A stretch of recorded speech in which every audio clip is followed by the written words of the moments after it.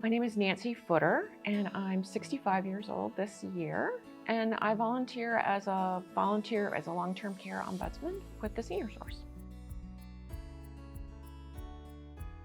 Memorable experiences at the Senior Source are legion. There are just so many things that stand out, and I've really only been doing it for a year.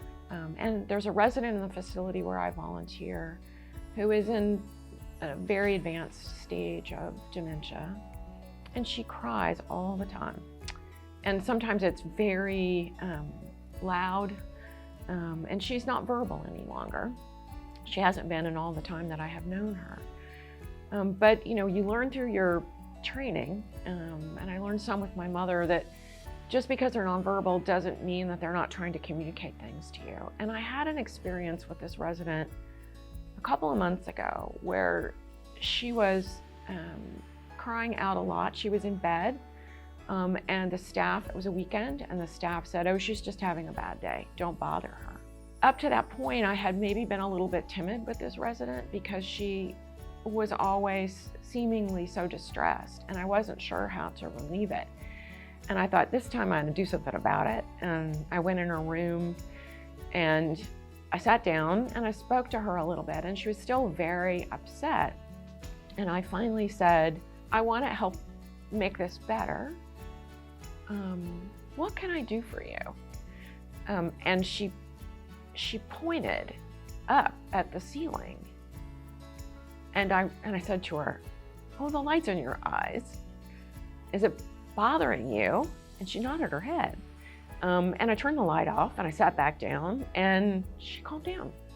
And it just really stood out to me, like, oh, I'm starting to make progress in knowing how to relate to and maybe help a resident who is nonverbal. I think when you look around and you see there's so many opportunities and places to make just a small difference in the community. But about 20 years ago, I read a book by Robert Putnam called Bowling Alone. And it was about the fraying of the social infrastructure of our country.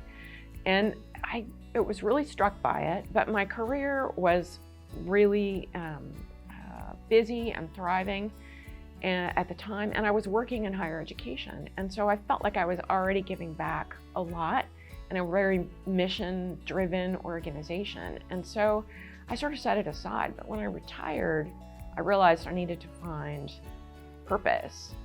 And I wanted to do it in a way that connected me to a community that I didn't know as well, that was very diverse. And my nursing home is so diverse. It has residents, obviously, men and women, but across much of what you would think of as, residents of North Central Texas. And it's just been such a blessing to get to know them and to think about, what their needs are and help protect them, but also just be a companion.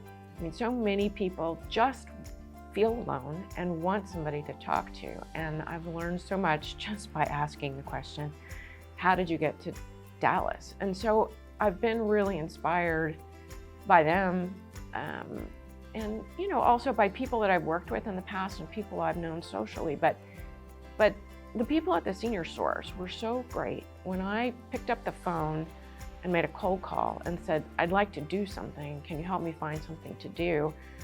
Everybody called me back. It was just such a great experience. And so I've really been inspired by the staff here as well.